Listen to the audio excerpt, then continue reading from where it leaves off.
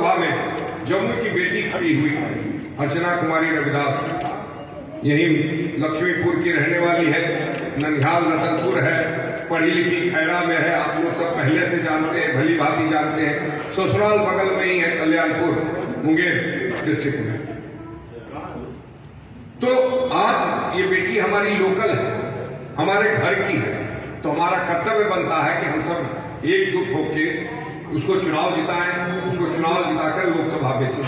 पिछले 10-15 सालों से तो बाहर वाले ही आ रहे हैं, और पिछले 10 साल से जो बाहर वाले यहाँ बैठ के जो परजीवी हैं, अपने दम पे चुनाव नहीं जीत सकते, अपने दम पे 5000 वोट भी नहीं ला सकते, उनकी जमानत जब्त हो जाएगी।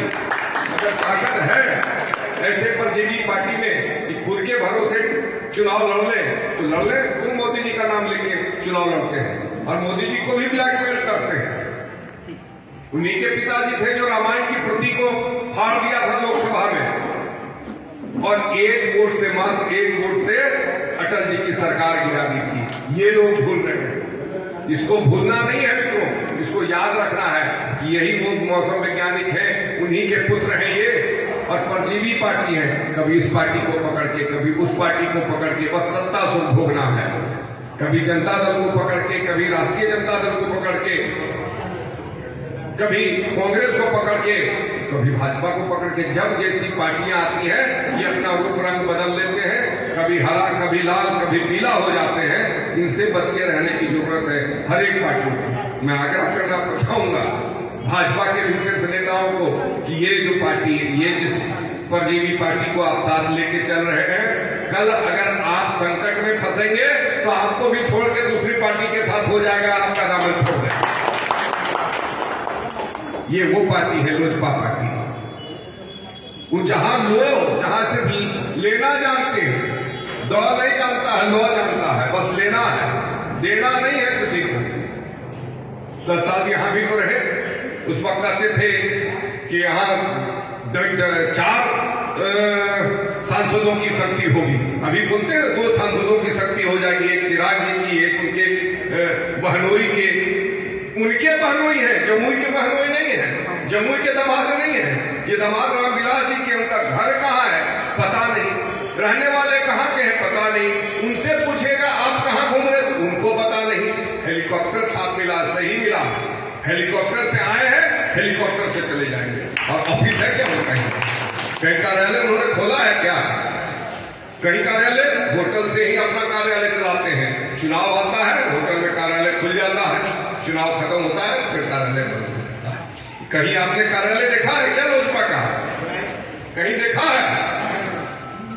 कहीं कार्यालय नहीं। और कहते हैं अब तो डबल पावर मिल जाएगा। किस चीज का डबल पावर भाई? आप तो 4 थे, आप एमपी हुए, आपके पिताजी केंद्र में मिनिस्टर थे, आपके चाचा केंद्र में एमपी हुए, लोकसभा में थे, आपके भाई एमपी हुए, 2020 तक एमपी रहे, 2020 में एमपी हुए। तब कहां 4 की शक्ति में आप कुछ नहीं कर सके जमुई का? अब क्या 2 की शक्ति में जमुई की शक्ति, जमुई को खुशहाल बनाइएगा, जमुई का निहाल कीजिएगा। जब 4 की शक्ति में आप जमुई के लिए कुछ नहीं कर पाए तो क्या 2 की शक्ति से आप कुछ कर सकते हैं?